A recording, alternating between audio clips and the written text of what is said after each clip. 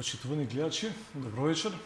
Уште едно ново издание на емисијата за македонските работи.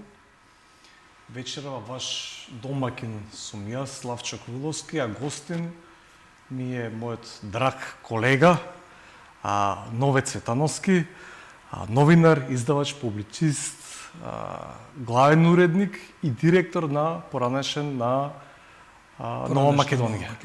Да. Добро вечер, Нове. Добро вечер. Вечерниот повод за разговоров што ќе го имаме, за кој што верувам дека ќе биде интересен, да се чуе и да се и од мене и од публиката, да подразбереме нешто повеќе за македонското разнесено културно наследство. Што би значило тоа културно наследство? Што значи тоа разнесено? Се надевам дека ќе објасниме, дека ќе дадеме примери поконкретни за тоа што се случувало со македонската културна историја овдека во минатите векови. Познавајќи тебе како пасиониран истражуваш на македонското културно минуто, како човек што објавува и работи на македонистички теми, би почнале со едно кратко резиме, вовед, во тоа што означува за тебе потрагата по корените, потрагата по македонското културно наследство? Културното наследство е многу важен елемент за една нација. За среќа, македонското културно минато е богато, меѓутоа за несреќа голем дел од тоа наследство, посебно движното, не е зачувано. Има разни наследства, меѓутоа културното е посебно специфично за една нација и за еден национален идентитет. Македонија се наоѓа во централниот дел на Балканот. Македонија била крстосница на цивилизации. Македонија е земјата која што, за жал, последна се ослободува од турското владење на Балканот. Најпрво се ослободуваат периферните држави, новосоздадени држави или кралства, и кои што за среќа или за несреќа, пред се, тоа влие многу негативно врз Македонија, затоа што тие покажуваат своји аспирации врз Македонија, развиваат своји пропаганди, и во тие пропаганди многу страда културното наследство.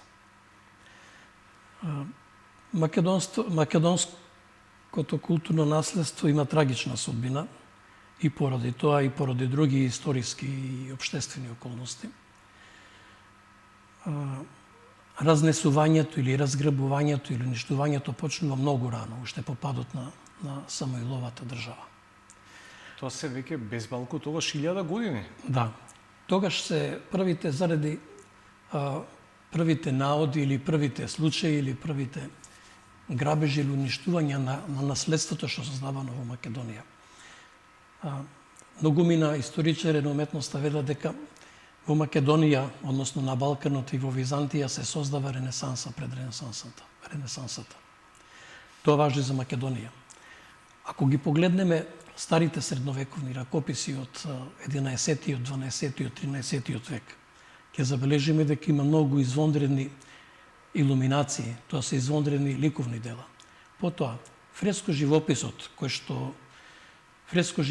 и иконописот, кој што се под влијание на Византија и на византиската култура, се со многу високи вредности.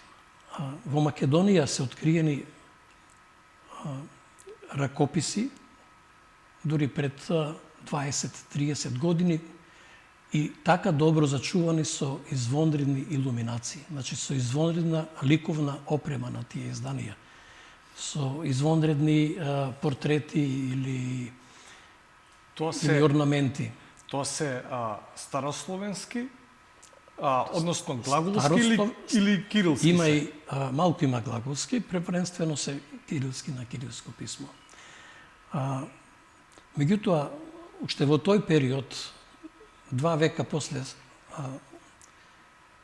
уништувањето на Самоиловата држава Византија има сурова политика спрема оваа територија овде, затоа што преку Византија и преку источната црква е силно грчкото влијание, кое што ги уништува кирилските ракописи. Односно, сврсто спротивставување на таа словенска масовност, доминација што имало во тоа време преку охридската Таа писменост, тие ракописи првенствено се јавуваат во книжевните центри, односно во манастирите. Значи, живеат во манастирските, меѓу манастирските ѕидови. Таму били најучените луѓе. Најучените луѓе, точно. Немало голема грамотност во тој период. А тие биле и образовни, и книжевни, и верски, и духовни центри. И токму што во времето на владењето на Византија, грчкиот клер врши уништување при секоја можност, при секој навлегување, доаѓање во тие образовни, културни, книжевни центри. Меѓутоа, тоа не се случува само тие по 2 века. Тоа се почетоците. Да, се почетоците. И 19-тиот век Јордан тоа е многу рано. Константинов Джинот кажува товари се изнесуваат книги од манастирот. Јас велам тогаш се почетоците. А неголемата катастрофа на македонското културно наследство, посебно на движното културно наследство, му е нанесена во втората половина на 18-тиот, на 19-тиот век и првата половина на 20-тиот век. Односно, кога се создава грчката црква, грчката држава, кога се ослободува, кога се создава и кога се ослободува територија за создавање на грчката држава, тогаш се создава и грчката пропаганда која што навлегува во Македонија и уништува се што има словенска трага, односно македонска трага. Подоцна се јавуваат и српската и бугарската црква, односно држава, и преку нивните цркви, првенствено преку нивните цркви, се врши таа пропаганда и на тој начин се ограбува, се носи или се уништува она што е важно, значајно културно наследство. А знаеме дека тоа е најмногу создавано во црквите, манастирите. Инаку, во раниот период на владењето на Османлиското царство, исто така трпи голем удар и воопшто христијанството на овие простори, меѓутоа и просветниот, духовниот и книжевниот живот во тој период. Да не го заборавиме. Значи, тогаш се што се случува се повлекува во зафрлените манастири и цркви. Тоа е општо познато. Меѓутоа, на најголемиот бран на уништување или на ограбување, на разнесување на македонското културно наследство почнува некаде од околу 1840 година. Тогаш не се само овие соседни држави кои што формирале, соседни народи кои што формирале држави или нивните цркви, имаме еден куп западноевропски и источноевропски патописци, патувачи, трговски агенти, војни аташеа кои што патуваат низ македонската територија, кои што поминувајќи од црква до црква, манастир, ги сопираат тие највредни, најскапоценни македонски културни споменици, да ги наречеме, книжевни споменици. Точно.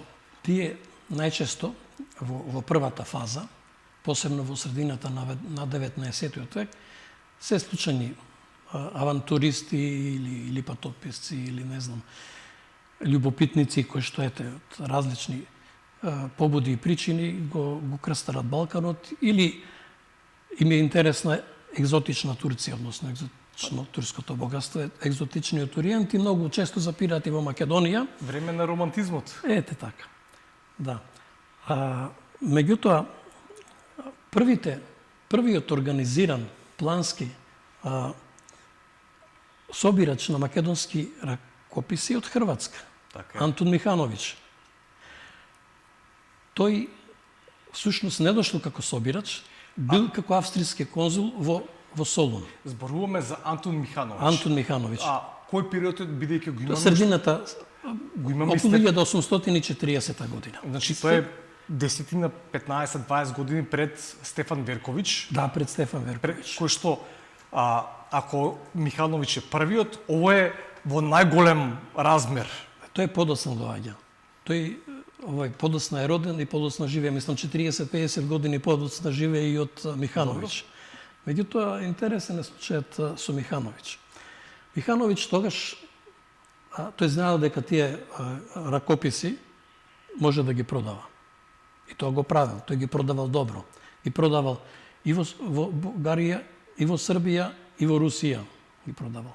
Бизнес. Да, Повеќе бизнес нема духовност. Помалку во Хрватска. И што се случува? Тој има своја конзулска канцеларија во Солун. Меѓутоа и шетан из Македонија како австријски конзул и оди по важните манастири. Лесновскиот манастир, Марковиот манастир, Слепченскиот, Лешочкиот, тоа се манастирите кои што биле најбогати тогаш со ракописно наследство, и почнува да откупува. Меѓутоа, им плаќал на луѓето. Значи, во тоа време да се плати некому за книга било многу важна работа. Се прочуло во Македонија дека тој плаќа, дури потоа граѓаните сами, односно и свештеници и калуѓери му носеле кај него во канцеларија за да му продадат ракопис. Тој е првиот плански откупувач.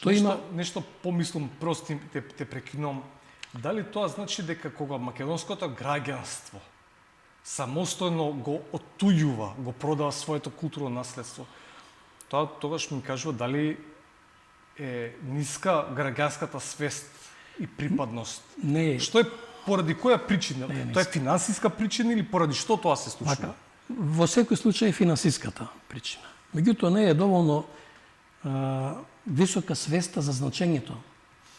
Не за националната толку колку за значењето на ракописното. Тоа беше прашањето. Да. Не е толку битна. Има тогаш многу неграмотно население. Тоа неграмотно население, не само неграмотно население, имало неграмотни луѓе кои што исто така ги уништувале ракописите. Подпалувале оган со нив. Во Пчинскиот манастир има фрлано ракописи во вода. Наоѓани се. Од незнаење. Од незнаење, од неграмотност, значи не знам како поинако да го наречам тоа, ама тоа е тоа. Значи ненамерно, од несовесност, всушност, не бил совесен и не бил свесен за значењето на тоа културно наследство, а за разлика од грчката пропаганда која што се палела свесно. Тие биле инструирани доаѓање. Организирано. Да, како што продирале од север и како што се ширила грчката територија, тие се подлабоко навлегувале. Имат големи штети направено во Јужна Македонија и во Битолско. Токму со уништување на црковни реликвии, на ракописите, на иконите, на фреско живописот. Тие премачкувале или фарбале надписи во црквите. Надписи на влезот на Так. Тоа го правела и бугарската војска после за време на првата балканска војна. А освојувачот кога влекува на една територија, прво што прави, ги уништува традицијата. Традицијата, духот на народот. Духот на народот. Штом тоа се уништи духот на народот, тоа е исконско, историско нешто, после лесно да се манипулира. Сакам да кажам уште нешто. Не само неграмотните граѓани, туку и видни граѓани продавале, носеле, а се подразбира дека продавале ракописи во други држави или духовни центри. Так. Или во земји во кои што имало веќе големи библиотеки. Во Македонија, за жал, немало. Меѓутоа, имало во Москва, имало во Одеса, имало во Санкт Петербург. И да не се чудиме, само ова да го кажам. Меѓу тие луѓе Димитар Миладинов и Джинот. Джинот носели во Цариград, во Екзархиската црква.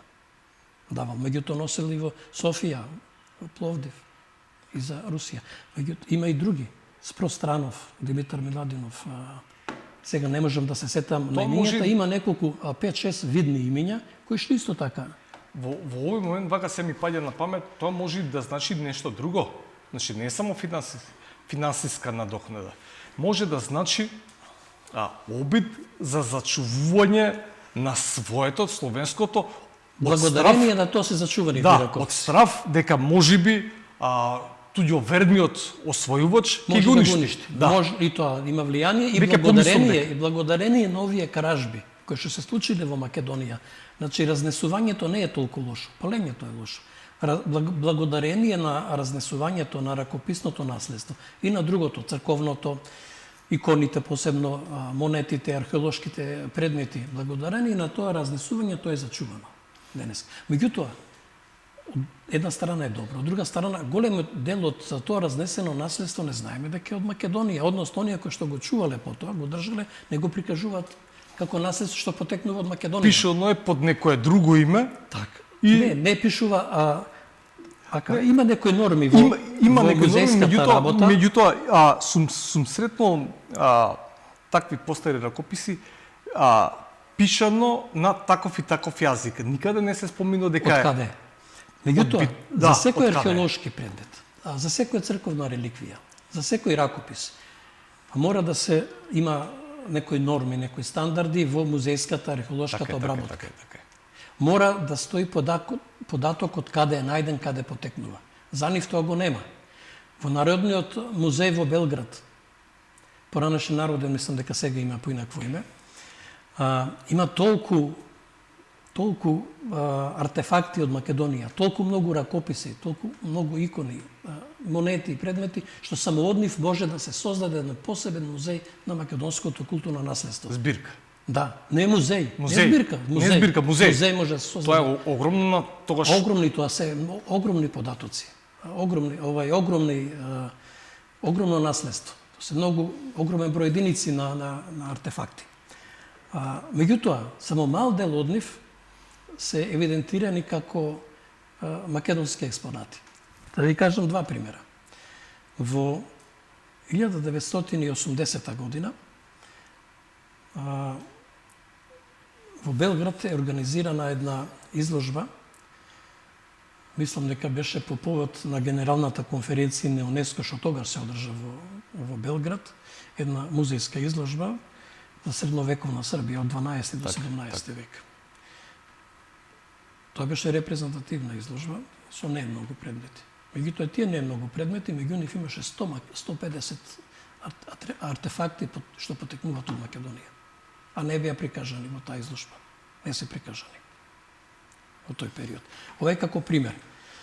Еден подоцнежен пример, да не кажуваме како било претходно.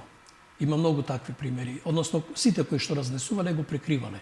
И можеме со пример да го кажеме тоа. Слично и со библиотеката Васил Коларов во Софија за време на Балканските и Првата светска војна. Од првата, во тој период, таа била најголемата Васил Коларов. Васил Коларов. Подоцна е преименувана. Васил Коларов, која што во тој период имала најмногу ракописи. Имала околу 600. 600 ракописи со потекло од Македонија? Не, севкупно. Може би од нив имало со потекло од Македонија, меѓутоа знам дека за време, имам таков податок, дека за време на Првата Балканска војна во тој период била најголемата со околу 600 ракописи. Меѓутоа, за време на Балканските војни, бидејќи систематски и организирано се носат артефакти и ракописи од Македонија и други, не само ракописи, туку и други артефакти, само во таа библиотека до 1923 година бројот на ракописите е зголеме за 481, а тие се носени од Македонија.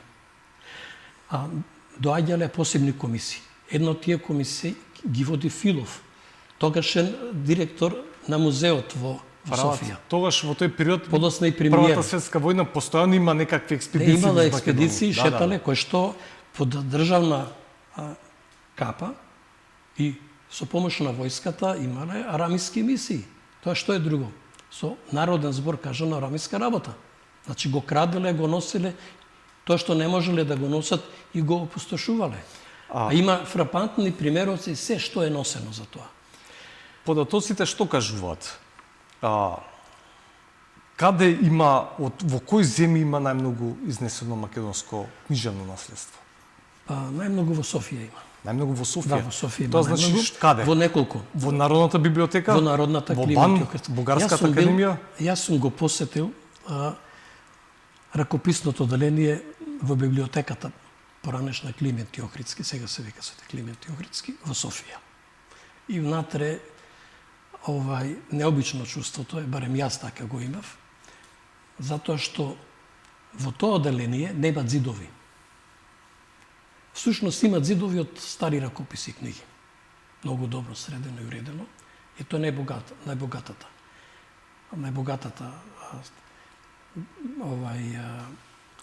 збирка на стари ракописи и бугарски, се разбира, првенствено бугарски, но и од Македонија.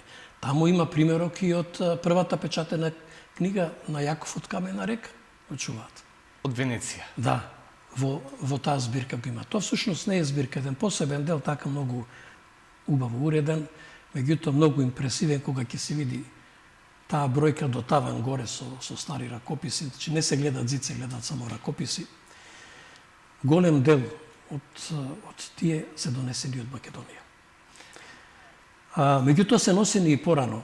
Нема само таму, има таму и во Бан. Во библиотеката, во Народниот музеј има. Така е. Во Пловдив? Има и во Пловдив. Покрај тоа што во Народниот музеј, покрај тоа што има таму првенствено тој музеј за народен, односно не музеј за ракописи, туку музеј за други артефакти, има таму добра збирка со македонски ракописи. Во Пловдив продавале Михановиќ и Верковиќ, исто така, носели тие. За Михановиќ да се навратиме, бидејќи интересен случајот. Го споменавме, интересен е случајот. Тој во 1842 година го посетил Лесновскиот манастир. Товарил три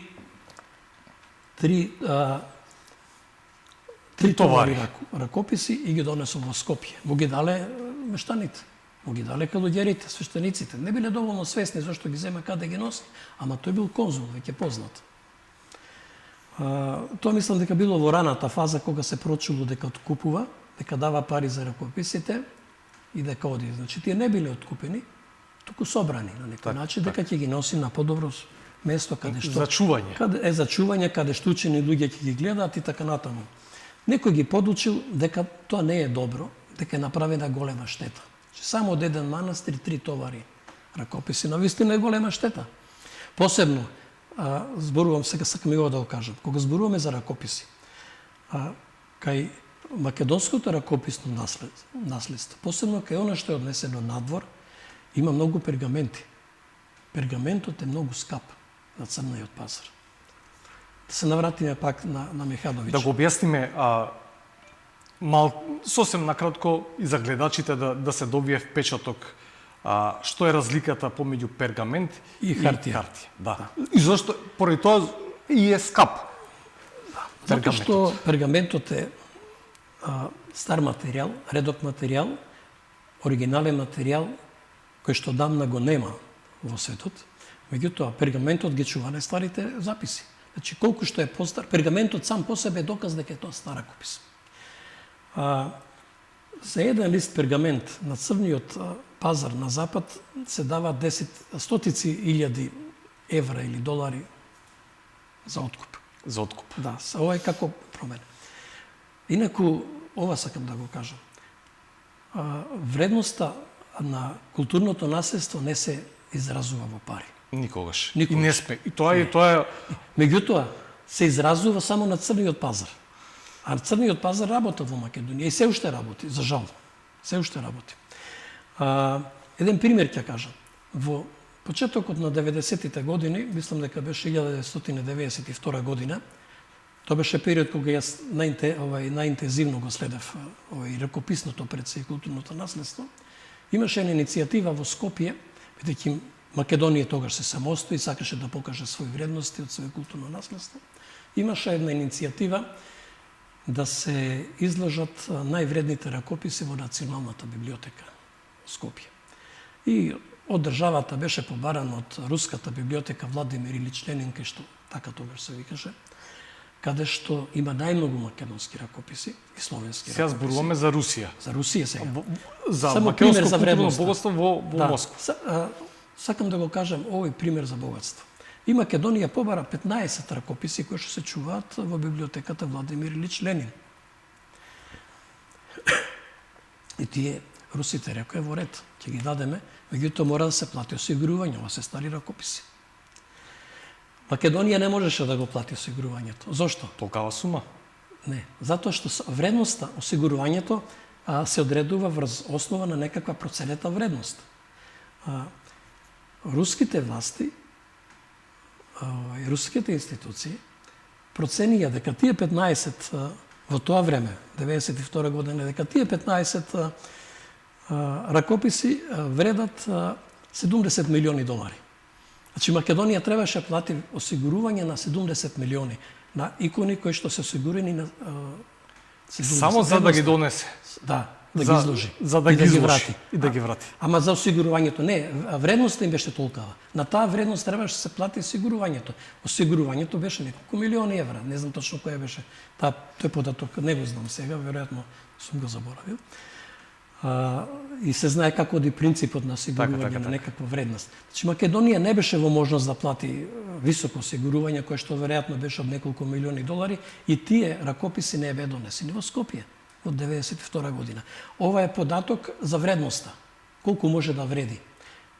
Значи реално нема реална парична вредност културното наследство. Меѓутоа за одредени ситуации кога е во прашање црниот пазар или кога е прашање осигурувањето, се одредува. Или летото 98 година, директорот на Софискиот народен музеј кажа дека само круната на само скапоцените камења во круната на охридските архиепископи чини 6 милиони долари.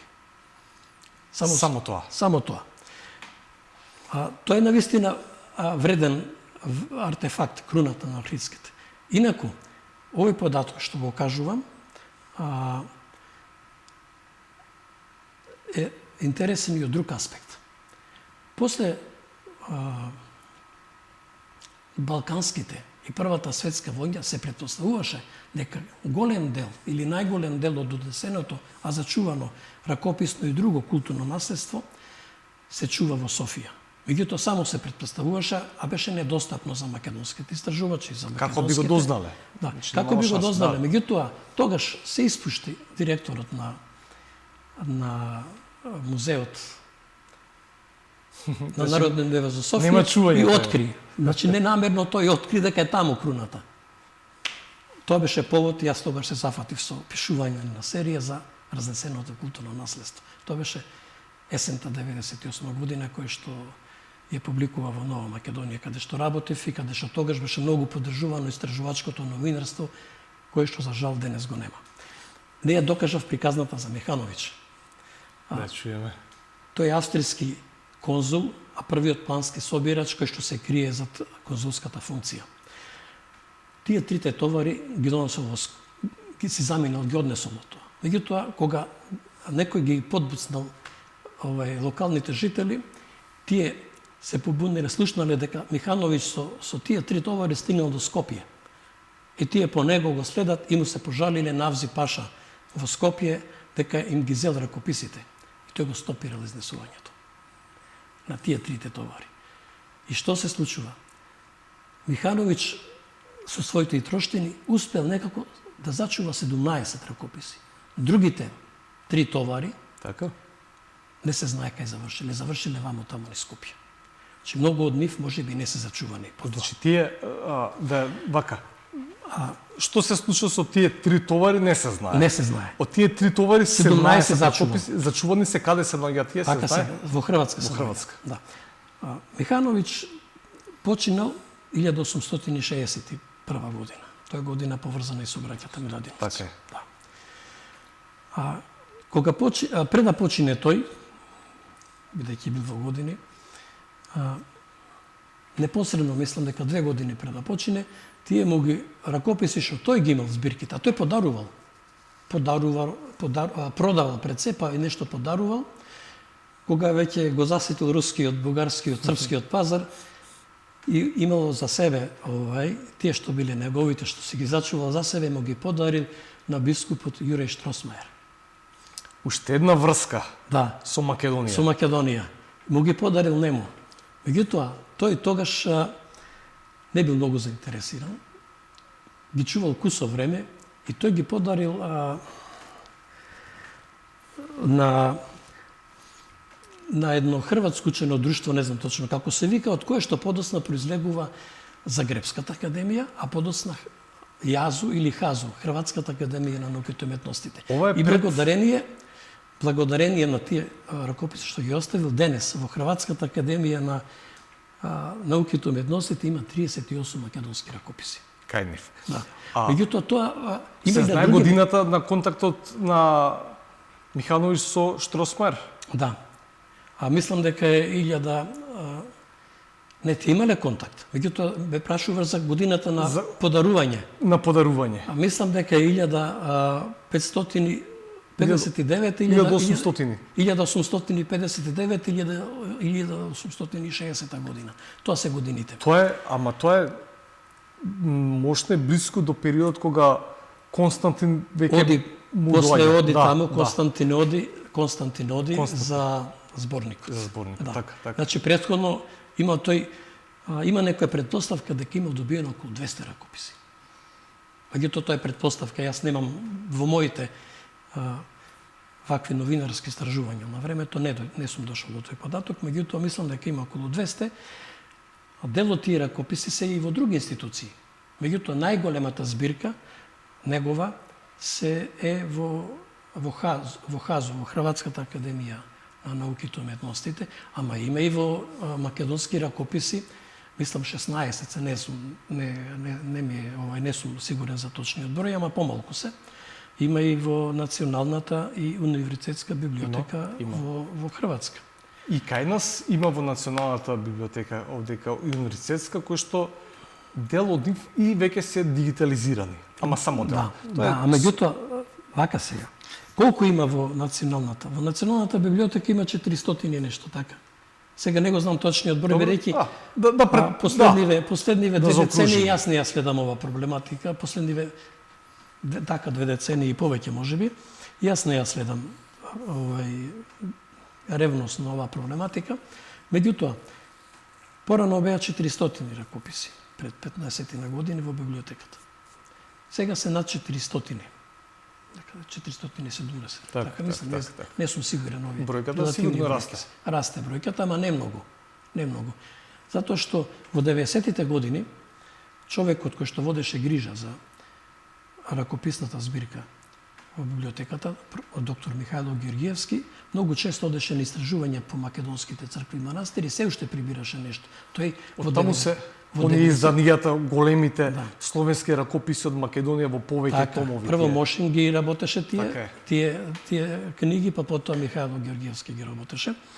Јас сум бил и со Михајло Георгиевски на истражувања по селата низ Македонија, сме откривале стари ракописи и Михајло имаше неколку многу значени откритија. Меѓу другото, некаде 90 или 91 година, околу 90 година, така нешто, тој откри во Горно Порече 5 првокласни старомакедонски ракописи, посебно еден од нив, Бенчевското четворо Евангелие, со извонредни ликовни дела во него, со извонредни портрети. Од кој период беа овие делова? 12-13 век. Тоа е... Да. Меѓутоа, извонредни ликовни дела има. Од различен период, си 14 век, мислам дека имамо во секој случај се стари, одлично зачувани во куќи. Така. Значи не во манастир, не во црква, туку кажители се зачувани. Тоа е една од поголемите негови откритија, имаше и други откритија, затоа што во тој период и Националната библиотека имаше откупна политика на стари ракописи и плаќаше нешто на нашите. Меѓутоа, и покрај тоа што им плаќаше, некој пак исчезнува. Не се продава овде, затоа што црниот пазар си работеше и по висока цена тие артефакти има надвор, отколку овде и бе изнесувани. Не само ракописи. Знаеме, не имаше многу такви случаи. Во тој период имаше, во 90-тите години посебно, многу често имаше афери со диви копачи. Значи, археолошки предмети, посебно монети.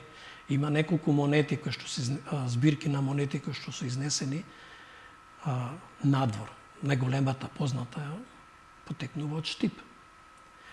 Тоа е се на црниот пазар работено. Црниот пазар Македонија беше сиромашна во 90-тите години, како што и денес. Меѓутоа, за овие артефакти, надвор не се прашуваше за цена. Најголемите купувачи беа грците. Тоа е кога цела територија на Македонија е на отворено археолошко наѓалиште. Да. И што се случува? Јас кога го работев тој фелтон за разнесеното наследство во 80-тите години, мислев дека лесно ќе го сработам, затоа што има институции, има музеј во Македонија, има национален, тогаш беше Републички завод за заштита на спомениците на културата, кој што според закон беше задолжен да води грижа за заштитата, за конзервацијата, заштитата, ама и за евиденцијата. Јас тогаш се обратив до сите релевантни институции и во ниеден не најдов евиденција на податоци за разнесеното културно наследство во Македонија. Тој фелтон беше првата евиденција, иако беше фелтон. Официјална потрага по неофицијална. Прва новинарска официјална потрага по нашето изнесено наследство. Имало и претходно нешто. Меѓутоа, јас не најдов дека некоја институција води евиденција за културното наследство. Имаше некои делумни за иконите. Prvenstveno имаше мислам дека таа прва евиденција е направена во 1956 година. Меѓутоа таа е парцијална, само за иконите. Меѓутоа има многу различни видови на артефакти. Икони, ракописи, монети, регликви, црковни предмети, други археолошки наоди, разновидни има. Меѓутоа не е водена грижа. Јас потоа фелтонот во 2006 година го објави во книга Разнесено наследство. И можеме ли да дајме? Ми се јавија раководните лица од тие водечки институции, ми ја побараа книгата за да почнат евиденцијата. Си дал фактички основа си дал за... Меѓутоа, јас колку што знам, се уште тоа не е направено, за жал. За да не испадне дека зборуваме цело време на памет, ќе може преку пример нешто така да... Може, во книгата, иако јас гледав да не ја оптоварувам многу со фактографија, меѓутоа е битна и фотографијата за да биде аргументирано тоа ја што сум го напишал или што сум го дознал. Значи јас пишував врз основа на документите што ги имав. Така. Например, Ќе можеме да ја покажеме на како изгледа таа книга. Инаку е двојазична и на англиски и на македонски. Уште подобро. И истата година се распродаде, веќе ја нема на книжниот пазар кај нас. Веројатно поради темата и поради податоците што ги има. Ова е тема што никош не губи на актуелност. Не губи, да, за жал не е доволно третирана кај нас. Да видиме само во што ќе ни понуди, што имаш, дали имаш нешто подготвено да Јас имав податоци, дури собирав податоци кога истражував тогаш, а јас истражував 10 години на оваа тема, меѓутоа на некој начин финалето беше истражувањето, односно серијата од која што е прилезе оваа книга. Јас имав и други серии написи на оваа тема, меѓутоа оваа серија беше финалето, откако директорот на Народниот музеј во Софија некаде во август 98 година намерно откри дека таму е круната, митрата на охридските архиепископи. И јас собирав податоци во кои што ги имам запишано и евидентните броеви. Во библиотеките евидентен број. Како што треба. Ракопис, како што треба ги имав, да. Меѓутоа јас некаде онде го имам тоа направено и во книгата. Овде го имам внесено. Меѓутоа не сакав да ги внесувам, бидејќи сепак ова е публицистичка книга, а не сакав со премногу фактографија. Меѓутоа, ако зборуваме ние вака, како се разграбувани или разнесувани пред се манастирите и црквите, затоа што таму било сконцентрирано македонското културно наследство, односно движното културно наследство, да не зборуваме на памет. Има фактографија која што е фрапантна. Замислете, не се носеле само ракописи. Се носело се што ќе се најде од црквите. Се што може да се претпостави дека е има случај во црква во Охрид и облеката на старешините ми однесле. Има случај во Гевгелија врати на две цркви. Вратите бугарската војска однесени. Вратите од црквата ги однесла. Кандилата, свеќите ги носеле, ги земале. Значи, се што можело да се носи, носеле. Има случај кога уривале француската војска во Брајчино и во Долнодупини црквите ги урнала. Во Брајчино манастирот, во Долнодупини црквата. Француската која што многу брзо ни поминува. Да, за време на Македонскиот фронт, кој што српската историографија го нарекува Сомонски фронт. Тоа се случува таму. Македонскиот. Да. Веќе време спомнав дека многу брзо помина, ние дека дојдеме до делот кој што имаме имаме теми за разговор, бидејќи оваа тема е бесконечна. Сега јас наместо да зборувам би прочитал нешто. Да, сосема накратко те молам. Еве, Гевгелија ја спомнав. Наоѓам. Ова се работи за носење од бугарската војска и од нивните мисионери, кои што имале таква задача да собираат. Ајде видиме. Да. Кои што имале собирачка дејност. Собирачка. Од црквата Свети Спас во Гевгелија, меѓу другото, е бил изведен и однесен иконостасот со се двери, северната и јужната врата, 6 царски икони, 16 икони со господови и богородични празници, 16 апостоли икони во разна големина, како и сребрен крст и 30 црковни книги. Во 1916 година биле урнати и ова и другата градска црква Света Тројца, од каде што исто така бил однесен иконостасот со северни и јужни врати, 8 царски икони, 20 икони со господови богородични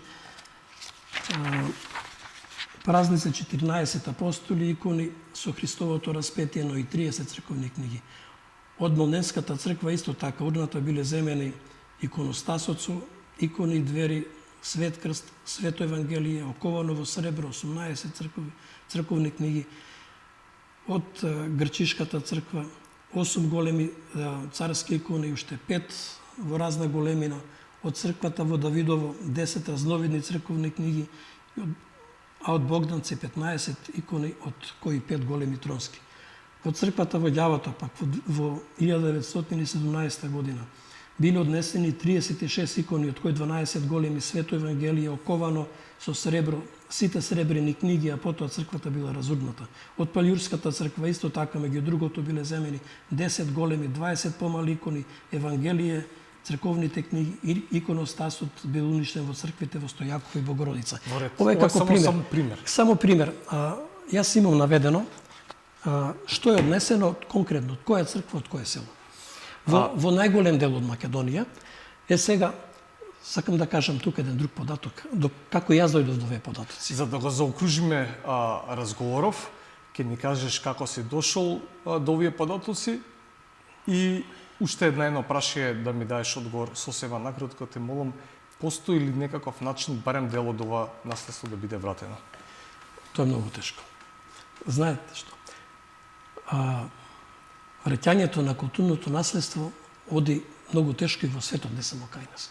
Британските и француските, посебно британските музеи се преполни со артефакти од Египет и од другите земји, каде што од Африка. Така, од нивните колонии. Овде се земани најчесто во време на војна и во време кога Македонија немала своја држава и своји национални институции. И најмногу другите држави или другите институти се повикуваат на тоа. Меѓутоа, ние немаме сосем евиденција што е однесено. Она што го знаеме е мал дел. Тие го прикриваат. Има македонски ракописи, например, сега за ракописите најмногу го зборуваме, и во српски манастири, во Србија, во Косово, па и во Црна Гора има. Таму не се евидентирани кои... Од каде им е потекло? Да, а и од Македонија се носени. Или се носени во бугарски цркви и манастири во Русија. Посебно се криени во Србија и во Бугарија најмногу. Грците ги уништувале, ги палеле, ги уништувале, не оставале трага, биле најсурови во уништувањето на културното наследство, оношно се што е словенски македонски белег. Да се тргне. Да се тргне, да се уништи, дури ги убивале и свештениците и калуѓерите. Слично го правеле тој на Света Гора. На Света Гора има македонски ракописи. Но ние очигледно вака разговарајќи начнавме многу голема, опширна тема. Јас имав на ум еден куп други прашања, еден куп други идеи на каде ќе односиме разговорот. Ние остававме на македонското разнесено наследство, за кој што се уште не можеме да... Кој што е неисцрпна тема. Не можеме да го дозборуваме, а сакав да разговараме за изданието на македонски тематики, за списанието Македоника, за твојот ангажман конечно во издаваштвото и меѓутоа не успеавме да стигнеме. Ама ако ми се чини дека направивме многу добра работа со разјаснување и со обелоденување крајен случај на некои непознати или подзаборавени нешто од македонската културна историја, на кој што треба да се потсетуваме постојано. Се надевам дека разговорот ќе продолжиме во некоја друга епизода, дека ќе имаме време повторно да се навратиме од друг аспект. Од друг аспект или за други видови културно наследство. Ние денес најмногу посветивме во разговорот на ракописното културно наследство. Так. Имаш да се зборува, за жал, тоа се многу неповолни, непријатни податоци, катастрофални за македонското културно наследство, за македонската историја, па и за македонскиот национален идентитет. Оставаме тоа да го разговараме во некоја следна прилика. Почитувани гледачи, гостин вечерашен во емисијата за македонските работи беше Ноe Цветановски. Разговаравме за разнесеното македонско културно богатство ширум светот, ширум Европа и поточно соседните балкански држави, каде што најмногу се наоѓа такво македонско наследство. До следната епизода ве поздравувам и ви посакувам пријатна вечер.